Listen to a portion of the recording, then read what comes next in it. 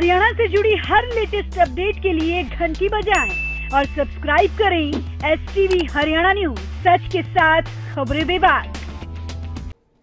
BJP के 184 उम्मीदवारों की लिस्ट जारी हो चुकी है। ऐसे में हम बात अगर हरियाणा के 10 लोकसभा सीटों की करें तो वो भी नाम तय हो गए हैं, ऐसा सुभाष बराला ने कहा है और कभी भी उन नामों की घोषणा हो सकती है। और क्या कुछ कहा सुभाष बराला ने, इस पूरे सिलसिले में हमारे संवाददाता जितेंद्र चौधरी ने उससे बातचीत की है, अब सुनिए।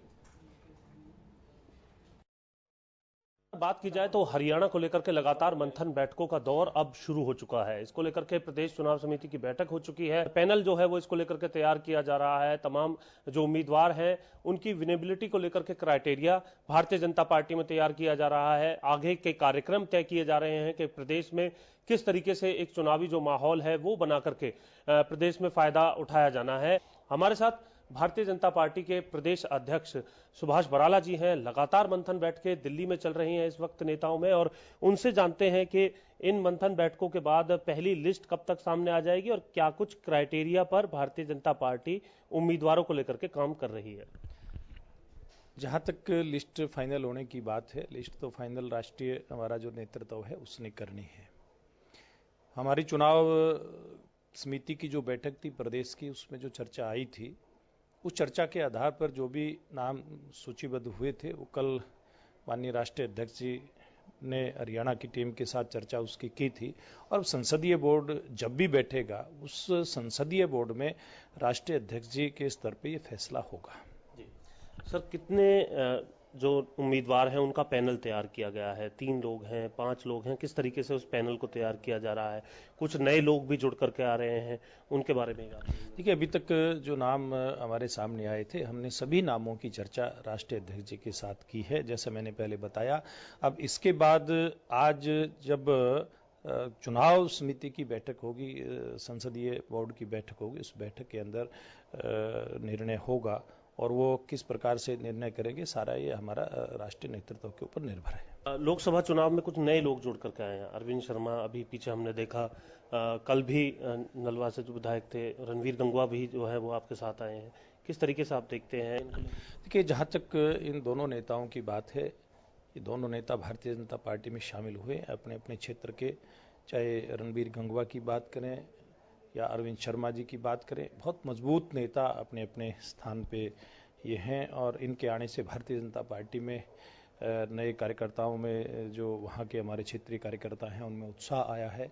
और जहाँ तक नाम की बात है, उसमें मैंने एक बात पहले कही है कि क्योंकि इन किसी भी नेता को या अन्य जो भी शामिल हुए, किसी को भी हमने शर्त के साथ ज्वाइन नहीं करवाया है।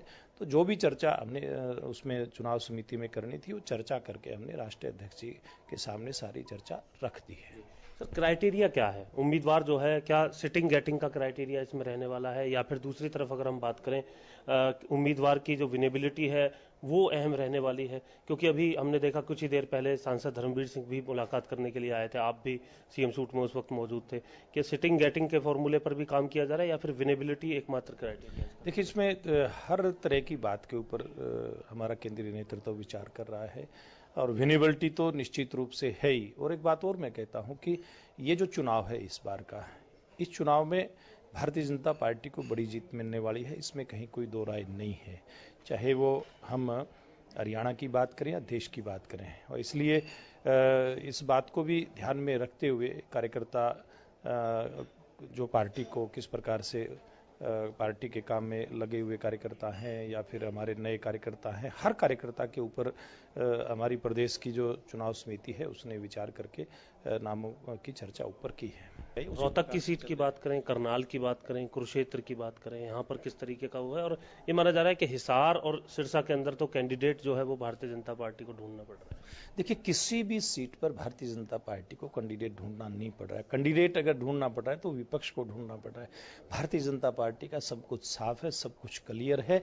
भारतीय जनता पार्टी कमल का फूल जिस भी कार्यकर्ता को दे करके भेजेगी, हमारा राष्ट्रीय हाईकमान जिस भी कार्यकर्ता के लिए आदेश करेगा उसके हाथ में कमल का फूल जाएगा और वो जीत करके आएगा। समूची जो पूरी लिस्ट है क्या एक बार में आ जाएगी? आज की जो बैठक है केंद्रीय चुनाव समिति की, क्या इसके बाद कुछ नाम देखने के लिए मिलेंगे या एक साथ आप लिस्ट को जारी करवाना?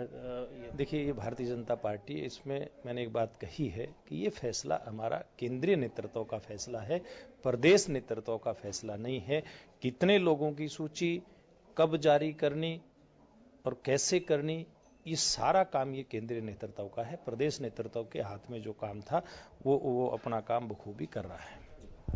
तो हमारे साथ प्रदेश अध्यक्ष सुभाष बराला जी थे। तमाम जो सवाल थे उन पर उनका जवाब उन्होंने बताया कि टिकटों को लेकर के उसका अनाउंस जो होना है टिकटें, उसके लिए अभी इंतजार करना होगा, केंद्रीय नेतृत्व इसका फैसला करेगा। लेकिन एक बात तय है कि 2 सीटें जो है वो निश्चित तौर पर बदलेंगी, वो कटेंगी, चाहे वो कुरुक्षेत्र हो या करनाल हो, ये उन्होंने स्पष्ट हमसे बातचीत में कहा है।